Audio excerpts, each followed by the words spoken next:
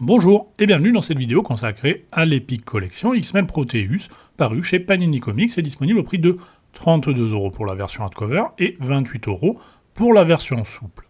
Cet Epic est le 6e volume consacré aux X-Men, dans lequel vous retrouverez donc les épisodes qui précèdent directement ceux de l'Epic Le Destin du Phénix. Sont inclus ici notamment les épisodes de Uncanny X-Men 111 à 128, ainsi que le 3e annual X-Men, soit l'équivalent de toute l'intégrale X-Men 79 et d'environ la moitié de celle consacrée aux années 77-78. Ce à quoi il faut ajouter 2 épisodes qui n'étaient pas inclus dans les intégrales, ni même dans l'omnibus VO d'ailleurs, et qui ne sont pas, à proprement parler, des épisodes des X-Men. Je veux parler du 7e annual de l'Incredible Hulk et du Marvel Team Up numéro 89. J'imagine que certains vont se demander si ces épisodes justifient ou pas de repasser à la caisse, et alors là, pour moi, très clairement, non. Si vous n'avez pas les intégrales, jetez-vous sur l'Epic sans même réfléchir. C'est l'âge d'or des X-Men qui n'a pour moi jamais été égalé, il n'y a aucun souci à ce niveau-là. Si vous avez les intégrales et que vous voulez progressivement les upgrader avec les épiques, alors pourquoi pas là, si vous êtes patient, mais sinon je ne vois pas trop l'intérêt. Les 2 épisodes en question ne sont pas mauvais, mais ils ne concernent les X-Men que de très loin. L'annual Hulk est là parce qu'on y voit des anciens membres des X-Men, Angel et Iceberg, qui à cette époque étaient limite plus proches des champions d'ailleurs, et aussi parce que ça touche aux Sentinelles et à Stephen Lang, ajoutons quelques éléments au lore étendu des X-Men. Et dans le team-up, vous pourrez voir Nightcrawler et Spider-Man faire équipe face à Arcade. Comme souvent avec les team-up, ça se lit, mais sans plus.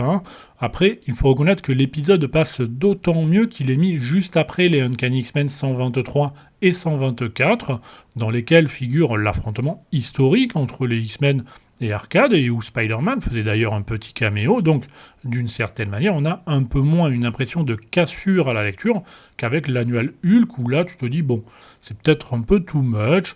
Quoi qu'il en soit, retenez surtout que dans les 2 cas, si vous n'avez pas lu ces épisodes, ce n'est clairement pas dramatique. Panini a repris dans cet ouvrage le mapping de l'Epic US à l'identique, ce qui personnellement ne me dérange pas, mais après c'est toujours la même question avec ces éditions qui visent à tout regrouper. Où est-ce qu'on met la limite ? Est-ce qu'on met aussi par exemple les mini-séries ? C'est compliqué. Concernant l'édition, si je devais synthétiser, je dirais que la meilleure édition, c'est clairement l'omnibus, ensuite c'est l'Epic, et enfin, bon dernier, l'intégrale, bien sûr, qui n'a, il faut dire ce qui est, pas grand-chose pour elle. Au niveau des couleurs, la peau est généralement plus claire en VF qu'en VO, sans que ce ne soit choquant pour autant. J'ai presque envie de dire que c'est une question de goût à ce niveau-là. En revanche, ce qui est gênant, c'est que dans mon omnibus VO, qui est une réédition datant du début de l'année, on ne retrouve pas les nombreuses imperfections des éditions VF, intégrales ou épiques. Je suppose donc que Marvel a utilisé ici une version de ces épisodes restaurés. Ça relève du détail bien sûr, mais dans certains épisodes quand même ça se voit assez nettement. Par exemple dans l'épisode 111, si vous faites bien attention aux yeux et à la bouche des personnages, Wolverine en l'occurrence, vous verrez que la définition est bien meilleure en VO. Dans un cas, on voit les yeux par exemple, et dans l'autre, non. Regardez aussi les couleurs de Colossus, que ce soit au niveau du dos ou du plastron, on voit bien que dans un cas, c'est beaucoup plus propre que dans l'autre.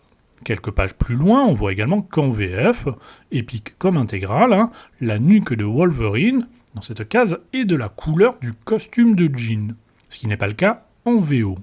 La boucle de ceinture a dû être refaite aussi pour l'occasion, j'imagine, et c'est un défaut que j'ai observé plusieurs fois, ça, les boucles de ceinture mal définies. Lors de la célèbre rencontre entre Wolverine et Mariko, par exemple, on voit assez facilement qu'en VF, c'est relativement dégueulasse.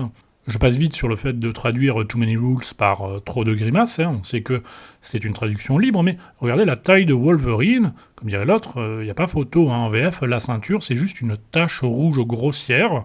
Personnellement, je trouve qu'à ressortir ces épisodes une énième fois, ça aurait été bien quand même d'utiliser la meilleure version disponible, d'autant plus que c'est ce que Panini a fait sur certains épisodes de l'Epic, comme par exemple avec l'épisode 126. Il en va de même pour l'annual X-Men, dans mon intégrale, qui est pourtant récente, c'est une réédition de 2019, le bouclier d'Harkonnen est souvent décoloré, alors que dans l'épique, comme dans l'omnibus, on a clairement fait ressortir le vert, on a aussi partiellement corrigé certaines imperfections, comme dans cette case par exemple, avec Colossus, où l'on voit nettement que dans l'intégrale, il y avait manifestement un souci qui est corrigé ici avec l'épique. Alors pourquoi on l'a fait sur certains épisodes et pas sur d'autres? Là, aucune idée. La traduction me semble en revanche inchangée, même si les notes et renvois sont parfois actualisés ou modifiés. Par exemple, Strange 5 qui est remplacé par X-Men 5, bon, peu importe. Petite différence aussi entre l'épique et l'intégrale. Dans l'épique, les titres des épisodes et les outros ont été laissés en anglais, avec généralement la traduction en dessous, ce qui en soi n'est pas une mauvaise chose, hein, mais l'ennui pour moi est que la traduction est souvent mise en lieu et place des crédits, ce qui est très regrettable, surtout quand il s'agit de traduire désolation par désolation, mais avec un accent aigu par exemple. Enfin bref, d'autant plus qu'il y aurait largement la place de laisser les crédits et de mettre tout simplement la traduction du titre dans l'immense espace blanc juste en dessous. Mais bon, ça fait partie des lubies récentes de Panini, hein, de sucrer les crédits, même quand ce n'est pas nécessaire, comme dans le 3e annual par exemple. Hein. Vous trouverez aussi quelques pages de bonus dans l'épique qui ne figuraient pas dans les intégrales, mais rien qui là encore, à mon sens, justifie de racheter ces épisodes si vous les avez déjà en intégrale. En ce qui concerne les comics en eux-mêmes, il n'y a pas grand-chose à dire, c'est bien évidemment du tout bon. Les épisodes en Terre Sauvage font partie des plus iconiques de l'histoire des X-Men, avec une Ororo plus jolie que jamais, un Wolverine qui pète la classe. Je l'ai déjà dit, mais vous avez dans ces pages la rencontre entre Wolverine et Mariko, entre les X-Men et Alpha Flight, l'affrontement avec Proteus, même l'annual avec Harkonnen, hein, dessiné par George Pérez. J'aime assez personnellement. J'ai toujours bien aimé Harkonnen d'ailleurs, même s'il est un peu intense dans son genre. Si vous ne connaissez pas cette période, c'est clairement l'occasion ou jamais, hein, puisque les épiques sont, à mon sens, des meilleurs deals que les intégrales, même si malheureusement, j'ai aussi l'impression que c'est le format le moins suivi par Panini, et pour cause. Hein. Donc armez-vous de patience si vous voulez vous faire une série complète en épique. Je ne sais pas quelle sera ma prochaine vidéo, d'autant plus que les sorties Panini des mois à venir ne me branchent pas plus que ça. Hein. Je suis un peu intrigué à la rigueur par la dernière chasse de Kraven, même si je crains qu'en termes d'édition, ce soit quand même assez loin des Urban Limited, d'un point de vue qualitatif. Donc on verra. Hein. Allez, à plus!